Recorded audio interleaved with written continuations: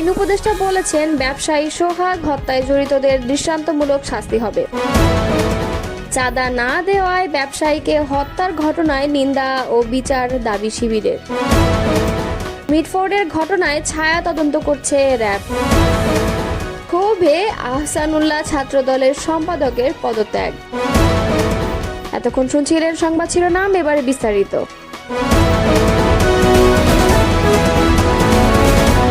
রাজধানীর মিটফোর্ড হাসপাতালের সামনে প্রকাশ্যে ব্যবসায়ী সোহাগকে নৃশংসভাবে হত্যার ঘটনায় জড়িতদের দ্রুত বিচার করে দৃষ্টান্তমূলক শাস্তির ব্যবস্থা নেওয়া হবে বলে জানিয়েছেন আইন উপদেষ্টা ডক্টর আসিফ নজরুল।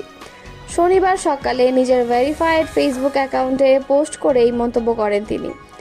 আসিফ নজরুল লিখেন, রাজধানীর মিটফোর্ডের নারকীয় হত্যাকাণ্ডে দ্রুত বিচারে সরকার বদ্ধপরিকর। এই ঘটনার সঙ্গে জড়িত 5 জনকে এরই মধ্যে গ্রেফতার করা হয়েছে। পুলিশ সর্বোচ্চ গুরুত্ব দিয়ে তদন্ত শুরু করেছে। পাশবিকে হত্যাকাণ্ডে দ্রুত বিচার করে দৃষ্টান্তমূলক শাস্তির ব্যবস্থা নেওয়া হবে উল্লেখ করে উপদেষ্টা আরও লিখেন, দায়ীদের বিরুদ্ধে মামলা দ্রুত বিচার ট্রাইব্যুনালে স্থানান্তর করা হবে। দ্রুত বিচার ট্রাইব্যুনাল আইন 2002-এর ধারা 10-এর অধীনে দ্রুততম সময়ের মধ্যে বিচারের ব্যবস্থা করা হবে। এর আগে গত বুধবার সন্ধ্যা 6টায় মিটফোর্ড হাসপাতালের সামনে সোহাগকে পিটিয়ে ও ইটপাথর দিয়ে মাথা থেতলে হত্যা করা হয়। রাজধানীর মিটফোর্ড হাসপাতালের মূল ফটকে জনসমক্ষে মোহাম্মদ সোহাগ নামে এক ব্যবসায়ীকে প্রকাশ্য দিবালোকে নৃশংসভাবে হত্যার ঘটনার নিন্দা ও জড়িতদের দ্রুত বিচারের আওতায় আনার দাবি জানিয়েছে বাংলাদেশ ইসলামী ছাত্র শিবির। শুক্রবার রাতে এক যৌথ বিবৃতিতে ছাত্র শিবিরের কেন্দ্রীয় সভাপতি জাহিদুল ইসলাম ও সেক্রেটারি জেনারেল নুরুল ইসলাম সাদ্দাম হোসেন বলেন, প্রকাশিত তথ্য মতে মিটফোর্ড এলাকার রজনী ঘোষ লেনে ব্যবসায়ী মোহাম্মদ সোহাগ দীর্ঘদিন ধরে স্থানীয় সন্ত্রাসী ও যুবদল নেতা মঈনের চাঁদাবাজির শিকার হয়ে আসছিলেন। চাঁদা দিতে অস্বীকৃতি জানানোয় বুধবার সন্ধ্যায় মঈন ও তার সহযোগীরা প্রকাশ্য দিবালোকে সোহাগকে দোকান থেকে ধরে নিয়ে কুপিয়ে পিটিয়ে রক্তাক্ত করে। এক পর্যায়ে পাথর দিয়ে মাথায় উপর্যুপরি আঘাত করে এবং উলঙ্গ করে নির্মমভাবে নির্যাতনের মাধ্যমে মৃত্যু নিশ্চিত করে।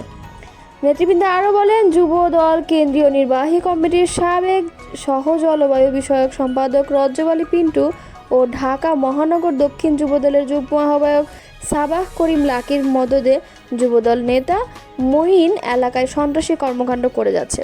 রাজনৈতিক প্রশ্রয়ে এমন নৃশংস ঘটনা ঘটানো শুধু আইন শৃঙ্খলার অবনতি নয়, বরং আইন শৃঙ্খলা বাহিনীর ব্যর্থতার বড় পরিচয়।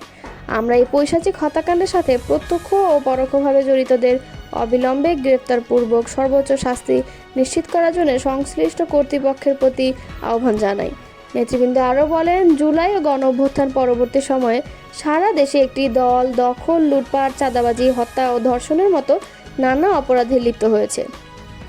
ইতিমধ্যে তারা 1.5 শতাধিক মানুষকে হত্যার মধ্য দিয়ে একটি সন্ত্রাসী ও খুনি চক্র হিসেবে নিজেদের প্রতিষ্ঠিত করেছে।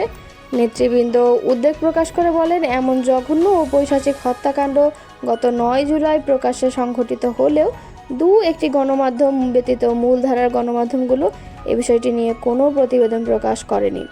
বিষয়টি সামাজিক যোগাযোগ মাধ্যমে ছড়িয়ে পড়ার পরই তা জনদৃষ্টিতে আসে।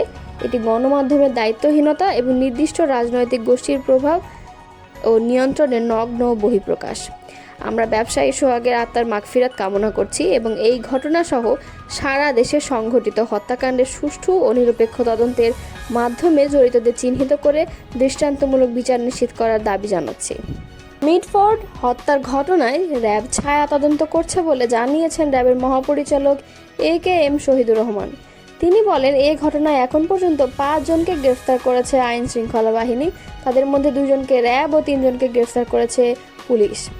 শনিবার দুপুরে কাউরান বাজার র্যাব মিডিয়া সেন্টারে এসব তথ্য জানান সংস্থাটির মহাপরিচালক এবং মব ভায়োলেন্সে জড়িত না হলে দেশবাসীকে অনুরোধ জানিয়ে র্যাব মহাপরিচালক বলেন, মিটফোর্ডের ঘটনাটির ছায়া তদন্তের মাধ্যমে ডিএমপিকে সহায়তা করছে র্যাব। জড়িত সবাইকে দ্রুতই আইনের আওতায় আনা যাবে। ছিনতাই, চাঁদাবাজির মতো অপরাধ নিয়ন্ত্রণে র্যাব মাঠে আছে বলেও আশ্বাস দেন তিনি। উল্লেখ্য, রাজধানীর মিটফোর্ড হাসপাতালের সামনে গত 9 জুলাই এক ব্যবসায়ীকে পাথর দিয়ে নারকীয়ভাবে হত্যা করা হয়।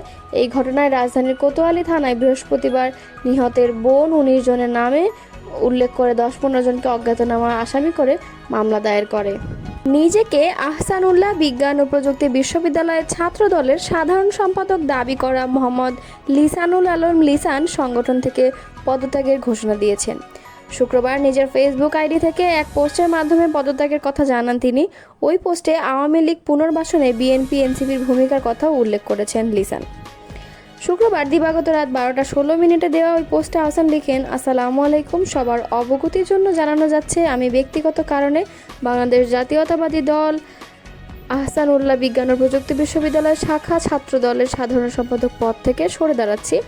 জন্মলগ্ন থেকে পারিবারিক রাজনীতির সূত্র ধরে দীর্ঘ 10 বছরের ঊর্ধ্বে দলের রাজনীতির সঙ্গে প্রত্যক্ষ ও পরোক্ষভাবে জড়িত ছিলাম। বিএনপির একদম দুঃসময়েও দলের সঙ্গে ঘনিষ্ঠভাবে জড়িত ছিলাম। 2018 সালের নির্বাচনে বাবা জেলে থাকাকালীন দীর্ঘ 2 মাসের ঊর্ধ্বে বাড়ি ছাড়া হয়েছি। ভোর রাতে লুকিয়ে আম্মার সঙ্গে একবার দেখা করে আসতাম। 28 অক্টোবর সমাবেশের পরবর্তীও হরতাল অবরোধ সহ বহু কার্যক্রমে যুক্ত ছিলাম। এ দলের সবচেয়ে কঠিন পরিস্থিতি ও বহু নির্মমতার ভাগিদার আমি হয়েছি। সর্বশেষ জুলাই আন্দোলনেও সরাসরি সামনের সারিতেই আন্দোলনে যুক্ত ছিলাম। এসব কিছুর মূলে আমার একটাই স্বপ্ন ছিল, নতুন বাংলাদেশ বিনির্মাণে একটা সুষ্ঠু রাজনৈতিক পরিবেশ।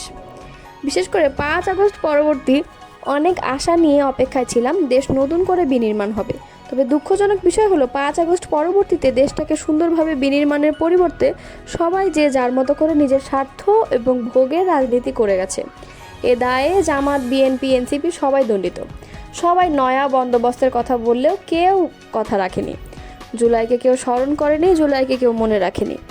শহীদদের রক্তের সঙ্গে সবাই নির্বিচারে গাদ্দারি করেছে। একটা কথা বলি, 5 আগস্ট গণঅভ্যুত্থানের পরবর্তী সময়ে আমার নিজ উপজেলা হাতিয়ায় যে পরিমাণ চাঁদাবাজি হয়েছে, এনসিপি ও বিএনপির মাধ্যমে আওয়ামী লীগের যে পরিমাণ পুনর্বাসন হয়েছে তা আমি বিগত কোনো সময়ে দেখিনি। বহু নেতাকে দেখেছি যাদের সুনির্দিষ্ট উপার্জনের সোর্স না থাকলেও এখন শত কোটি টাকার মালিক বনে গেছেন, রাতারাতি ফুলে ফেঁপে উঠেছেন। বিএনপির পাশাপাশি এনসিপির হান্নান মাসুদও চাঁদাবাজি ও আওয়ামী লীগের পুনর্বাসন করে রাতারাতি শত কোটি টাকার মালিক বনে গেছেন। অথচ ওনার মতো তরুণ নেতা চাইলে পুরো রাজনীতির প্রেক্ষাপটই বদলে দিতে পারতেন। জামায়াতও এই অন্যায় গাদ্দারির বাইরে নয়। রাষ্ট্রীয় বিভিন্ন গুরুত্বপূর্ণ পদে ক্ষমতা বলে পদায়ন সহ 5 আগস্টের পরবর্তীতে যথেষ্ট নোংরা রাজনীতি চর্চা করে গেছেন। পোস্টে লিসান আরও লেখেন, রাজনৈতিক সব দলেই প্রকৃত সৎ এবং নিষ্ঠাবান ভালো কিছু মানুষেরও দেখা পেয়েছি। আপনাদের জন্য সমবেদনা। আমরা যারা দীর্ঘদিন ধরে এদেশে সুষ্ঠু ও গণতান্ত্রিক রাজনীতির স্বপ্ন দেখেছি, প্রকৃত দেশ বিনির্মাণের স্বপ্ন দেখে এসেছি, এটা আমাদের দুর্ভাগ্য, আমরা ব্যর্থ। আমার জানা মতে সজ্ঞানে রাজনীতির অপব্যবহার করে কখনো কারো কোনো ধরনের ক্ষতি আমি করিনি। যদি ভুলবশত আমি করেও থাকি, আমি আপনাদের নিকট ক্ষমাপ্রার্থী।